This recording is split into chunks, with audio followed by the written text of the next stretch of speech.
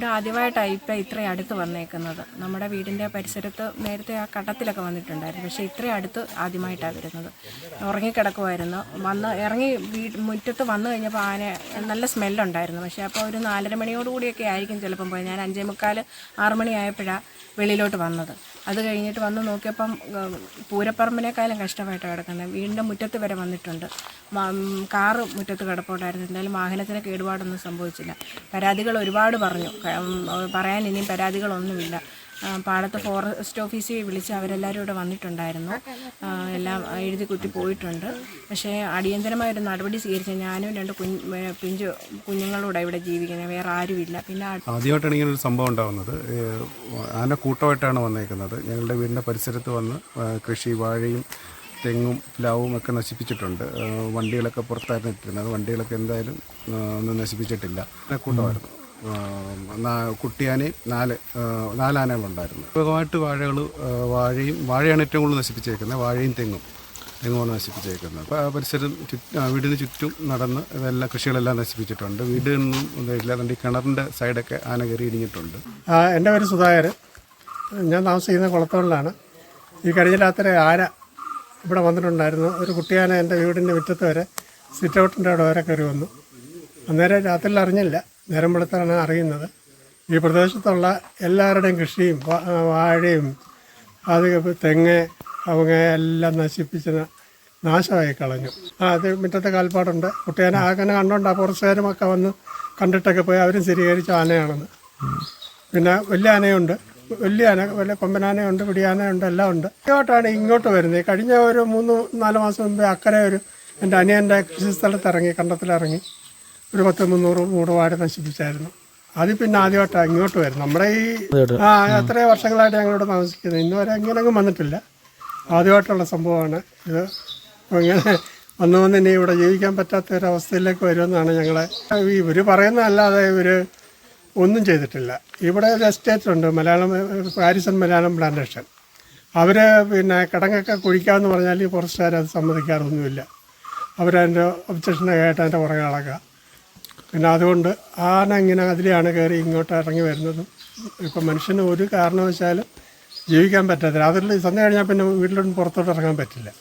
എവിടെ ആന നിൽക്കുന്നത്, ഇത് മനുഷ്യൻ്റെ മണമൊക്കെ കിട്ടിക്കഴിഞ്ഞാൽ ഇത് അനങ്ങത്തില്ല. നമ്മുടെ ഈ അടുത്ത് ഇന്നലെ രാത്രിയിലായാലും നമ്മൾ എന്തായാലും ശബ്ദം കേട്ടിട്ടും ചിലപ്പോൾ കഥ തുറന്ന് പുറത്തിറങ്ങും. ആന ഈ അവസ്ഥ നമുക്ക് എന്താ സംഭവിക്കാമെന്നൊന്നും പറയാൻ പറ്റില്ല.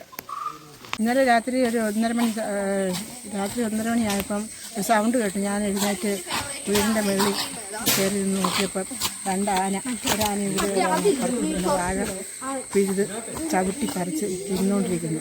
വാഴയുടെ കൈയെടുത്ത് അത് പുറത്തിങ്ങനെ അടിക്കുന്ന സൗണ്ടായിരുന്നു ഞാൻ കേട്ടത്. ഞാനങ്ങനെ നോക്കിയത് എനിക്ക് ഭയങ്കര പേടിയായിരുന്നു. പിന്നെ ഞാനിവിടെ 2-3 വീടുകളിൽ വിളിച്ചപ്പോൾ അവർക്കൊന്നും വെട്ടമുള്ള ലൈറ്റില്ലായിരുന്നു. അതുകൊണ്ട് അവർ ഇറങ്ങി വന്നില്ല. പിന്നെ അത് കഴിഞ്ഞിട്ടൊരു 3:30 മണിയായപ്പോൾ ഈ ആന കയറി അങ്ങ് പോയി. അതുവരെ ഇവിടെ നിന്ന് ഈ വാഴ കൃഷി മൊത്തവും നശിപ്പിച്ചിട്ടുണ്ട്. ഒരു വാഴ പോലും ഇല്ലാതെ നശിപ്പിച്ച് കളഞ്ഞു. കൃഷി കൊണ്ട് ജീവിക്കുന്ന കുടുംബങ്ങളാണ്. പക്ഷേ ഇവിടെ ഇപ്പം നമ്മുടെ വാഴയും തെങ്ങും ഇതുമെല്ലാം ഇപ്പോൾ ആന വന്ന് ഇന്നലെ രാത്രി വന്ന് മൊത്തം നശിപ്പിച്ചിരിക്കുകയാണ്. ഞങ്ങളെങ്ങനെയാണ് ജീവിക്കുന്നത്? ഇതിനെന്തെങ്കിലും ഗവൺമെൻറ്റിൽ നിന്നൊരു തീരുമാനം ഉണ്ടാക്കി തരണം. ഞങ്ങളുടെ നാട്ടിലോട്ട് ആന, ഇത് വനപ്രദേശമൊന്നുമല്ല, വനത്തിൽ നിന്നൊക്കെ ഒരുപാട് ദൂരെ ഉള്ള സ്ഥലമാണ്. അപ്പോൾ അതിനുള്ള എന്തെങ്കിലും ഒരു സൗരോർജ്ജവേലിയൊന്നും നമ്മുടെ ഈ പരിസരത്തെങ്ങും ഈ വനപ്രദേശങ്ങളിലൊന്നും സ്ഥാപിച്ചിട്ടുമില്ല. ഇഷ്ടംപോലെ ആനകളെല്ലാം ഇതിപ്പോൾ കഴിഞ്ഞ 2 മാസം മുമ്പേ ഇവിടെ അടുത്തടുത്ത് ഇറങ്ങിയതാണ്. ഇപ്പോൾ ഈ ഏരിയയിലോട്ട് വരുന്നത് ആദ്യമായിട്ട് ഇപ്പോൾ വീടിൻ്റെ മുറ്റത്ത് വരെ വന്നിരിക്കുന്നത്. ഇനി ഇത് എന്ത് സംഭവിക്കുമെന്നുള്ളതൊന്നും.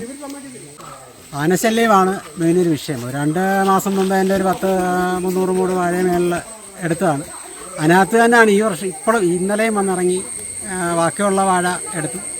പിന്നെ ഇപ്പോൾ വരാത്ത പ്രദേശം എൻ്റെ വീടും കൃഷിസ്ഥലമായിട്ട് പറയാലും കൊണ്ട് എൻ്റെ വീടിൻ്റെ തൊട്ടടുത്ത് വരെ വന്ന് ചേട്ടച്ചാരുടെ വീടിൻ്റെ മുറ്റം വരെ വന്നിട്ടുണ്ട്. ഏറ്റവും വലിയ ദൈവാധീനം എന്ന് പറയുന്നത് 2:30 ആയപ്പോൾ ആന വന്നു എന്നോട് ഒരാൾ വിളിച്ചു പറഞ്ഞാണ്.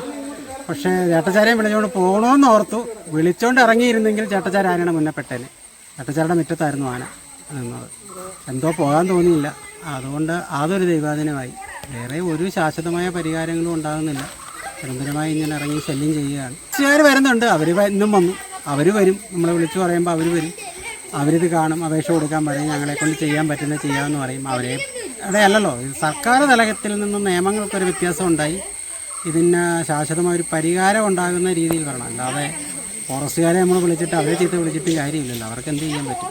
സർക്കാർ തലങ്ങളിലുള്ള ഒരു നീക്കം, നിയമങ്ങളുടെ ഒരു മാറ്റം വരുത്തിക്കൊണ്ട് വെളിയിലിറങ്ങുന്ന വന്യമൃഗങ്ങളെ പിടിക്കാനോ അതിനെ നശിപ്പിക്കാനോ ഉള്ള ശക്തമായ ഒരു നീക്കം സർക്കാർ ലെവലിൽ ഉണ്ടായില്ലെങ്കിൽ, കേന്ദ്ര സർക്കാരായാലും സംസ്ഥാന സർക്കാരായാലും ഉണ്ടായില്ലെങ്കിൽ ഈ മലയോര പ്രദേശത്ത് താമസിക്കുന്ന എല്ലാ കർഷകരുടെയും അവസ്ഥ അപ്പോൾ വയനാട്ടിലെ ആഴ്ച ദിവസവും ആൾക്കാരെ കൊന്നുകൊണ്ടിരിക്കുന്നത് എന്ന് പറഞ്ഞ പോലെ ഇവിടെയും സംഭവിക്കും. ഈ ഒരു കാരണം ജനവാസ മേഖലയാണ്.